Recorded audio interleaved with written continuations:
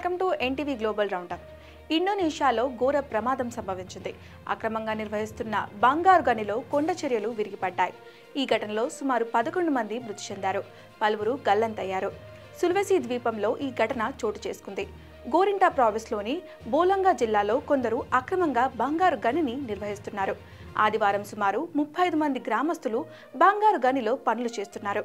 ఆ సమయంలో భారీ వర్షాల కారణంగా కొండ చర్యలు ఒక్కసారిగా విరిగి గనిలో పనిచేస్తున్న వారిపై పడ్డాయి.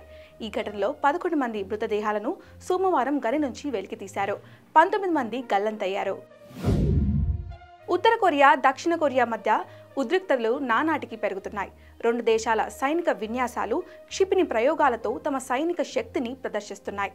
ఈ నేపథ్యంలోనే తాజాగా దక్షిణ కొరియా లైవ్ ఫైర్ డ్రిల్స్ చేపట్టింది. ఉత్తర కొరియా సరిహద్దులకు సమీపంలోని తమ దీవుల్లో ఈ డ్రిల్స్ ను చేపట్టింది. దీనిపై ఉత్తర కొరియా అధినేత కిమ్ జోంగ్ ఉన్ సోదరి దేశంలోనే అత్యంత శక్తివంతమైన మహిళ కిమ్ యో జోంగ్ తీవ్రంగా స్పందించారు. ఈ మేరకు దక్షిణ కొరియాకు స్ట్రాంగ్ వార్నింగ్ ఇచ్చారు. సరిహద్దుల్లో సైనిక విన్యాసాలు చేపట్టడం తమ సార్వభౌమాధికారానికి భంగం కలిగించమేనని ఆగ్రహం వ్యక్తం చేశారు. ఇలా చేయడం ఆత్మహత్య సదృశ్యమేనని పేర్కొన్నారు.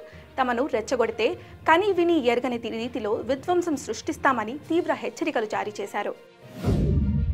కష్టకాలంలో ఆదుకున్న భారతదేశాన్ని శ్రీలంక పట్టించుకోవడం లేదు. శ్రీలంక జలాల నుంచి చైనా పరిశోధక నౌకలు తమపై నిఘా పెట్టే అవకాశం ఉందన్న భారత్ ఆందోళనను శ్రీలంక పెడిచెవిన పెట్టింది.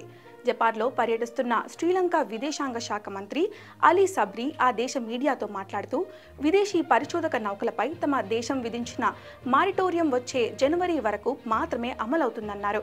ఆ తర్వాత దానిని కొనసాగించబోమని చెప్పారు. కేవలం చైనా నౌకలను మాత్రమే అడ్డుకోలేమన్నారు. హెచ్ఐవి ఇన్ఫెక్షన్ నుంచి కాపాడే సూది మందు పరీక్షలు విజయవంతమయ్యాయి.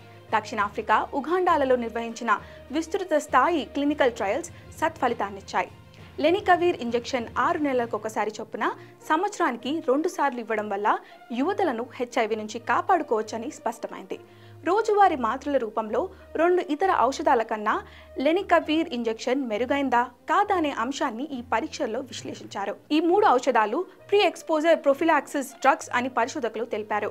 2134 మంది యువతలు లెనికవీర్ ఇంజెక్షన్ను తీసుకోగా వీరిలో ఒక్కరికి కూడా హెచ్ఐవి సోకలేదు. 100% సత్ఫలితాలు వచ్చాయి. ఈ ఇంజెక్షన్ను అందరికీ అందుబాటులోకి తేవడానికి ప్రయత్నిస్తున్నట్లు గిలెడ్ సైన్స్ ఓ ప్రకటనలో తెలిపింది. ప్రముఖ విమాన తయారీ సంస్థ బోయింగ్ అమెరికా న్యాయ విభాగంతో ఒప్పందం కుదుర్చుకుంది. 737 మ్యాక్స్ విమానాలు 2 ఘోర ప్రమాదాలకు గురైన కేసులో నేరపూరిత మోసానికి పాల్పడినట్లు అంగీకరించింది. ఆయా విమానాల సర్టిఫికేషన్స్ విషయంలో అమెరికా నియంత్రణ సంస్థలను మోసం చేసినట్లు ఒప్పుకుంది. బోయింగ్ సైతం ఈ ఒప్పందాన్ని ధృవీకరించింది. దీనికి ఫెడరల్ జడ్జ్ ఇంకా ఆమోదం తెలపాల్సి ఉంటుంది. 2018-2019 సంవత్సరాలలో 5 నెలల వ్యవధిలో ఇండోనేషియా, ఇథియోపియాలో 2 777 మ్యాక్స్ విమానాలు ఘోర ప్రమాదాలకు గురయ్యాయి. ఈ ఘటనలో సుమారు 346 మంది ప్రాణాలు కోల్పోయారు. ఈ ఘటనలపై బోయింగ్ పై ప్రాసిక్యూషన్కు బాధిత కుటుంబ సభ్యులు డిమాండ్ చేశారు. ఈ వ్యవహారంలో బోయింగ్ ఒప్పందం కుదుర్చుకుంది. దీని ప్రకారం $243.6 మిలియన్ల జరిమానాగా చెల్లించాల్సి ఉంటుంది.